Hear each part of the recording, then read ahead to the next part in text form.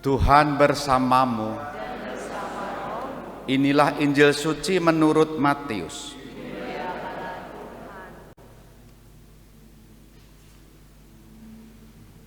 Inilah silsilah Yesus Kristus putra Daud, putra Abraham.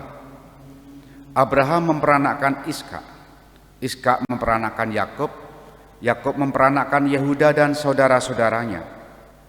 Yehuda memperanakkan Peres dan Serah dari Tamar, Peres memperanakkan Hesron, Hesron memperanakkan Rama, Rama memperanakkan Aminadab, Aminadab memperanakkan Nahason, Nahason memperanakkan Salmon, Salmon memperanakkan Boas, Boas memperanakkan Obed dari Rut, Obed memperanakkan Isai, Isai memperanakkan Raja Daud, Daud memperanakkan Salomo dari istri Uria.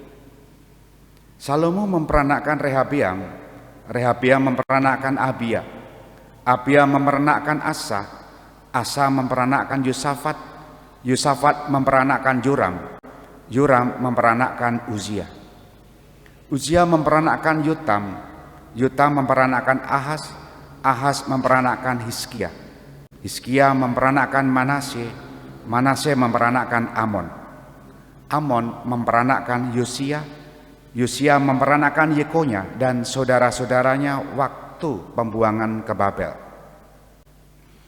Sesudah pembuangan ke Babel, Yekonya memperanakkan Sealtiel, Sealtiel memperanakkan Jerubabel, Jerubabel memperanakkan Abihud, Abihud memperanakkan Elyakin, Elyakim memperanakkan Azer, Azer memperanakkan Zadok, Zadok memperanakkan Akim, Akim memperanakkan Eliud, Eliud memperanakkan Eleasar, Eleasar memperanakkan Matan, Matan memperanakkan Yakub, Yakub memperanakkan Yosef, suami Maria yang melahirkan Yesus Kristus.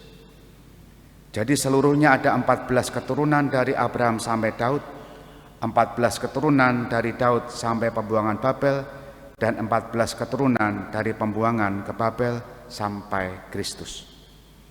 Demikianlah sabda Tuhan.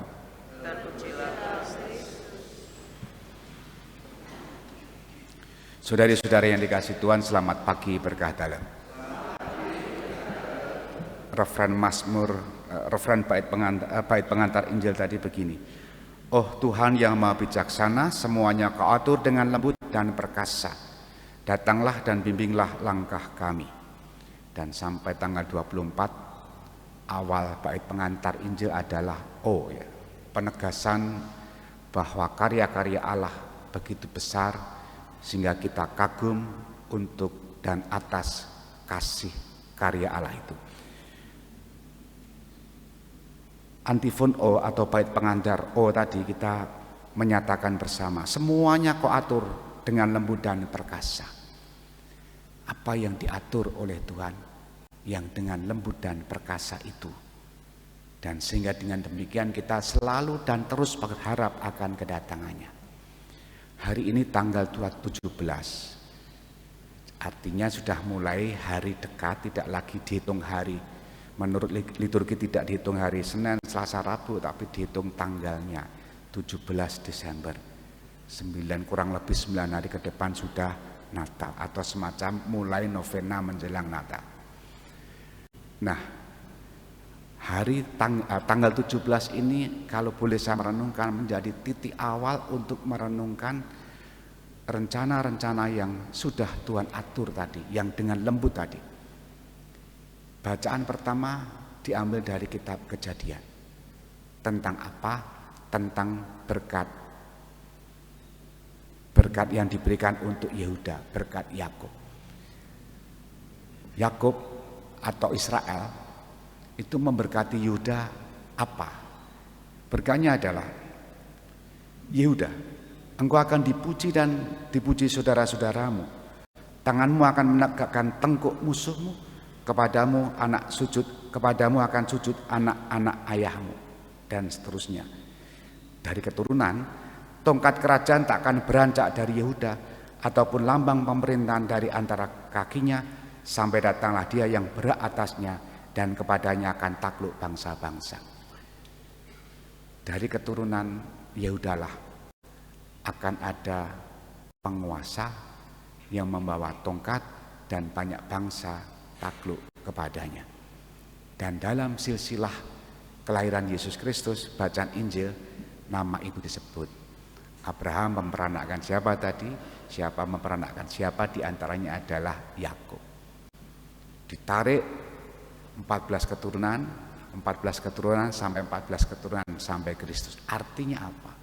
Yang sudah diatur Allah dengan lembut dan bijaksana itu sedang kita persiapkan. Siapa itu? Kelahiran Kristus.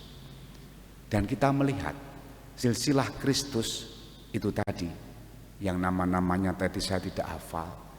Lebih gampang saya membaca Wagio, Wagiem, Paino dan seterusnya, nama-nama Jawa ya. Tapi lihatlah di sana, leluhur-leluhur Yesus itu tidak baik-baik semua. Ada nama-nama yang tercemar.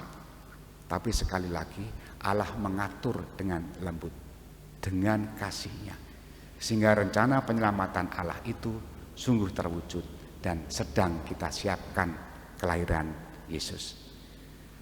Maka di awal ini, dua bacaan ini mengingatkan kita, selain Allah kita mempersiapkan kelahiran Yesus, tentu juga mempersiapkan kelahiran kita, entah caranya bagaimana.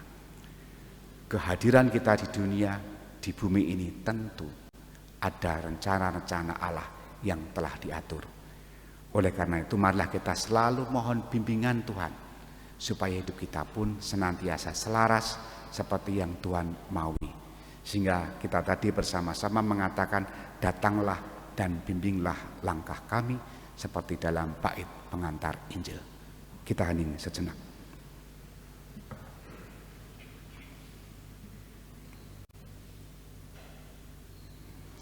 Dimuliakanlah Yesus yang dulu hidup, sekarang dan selama-lamanya. Amin.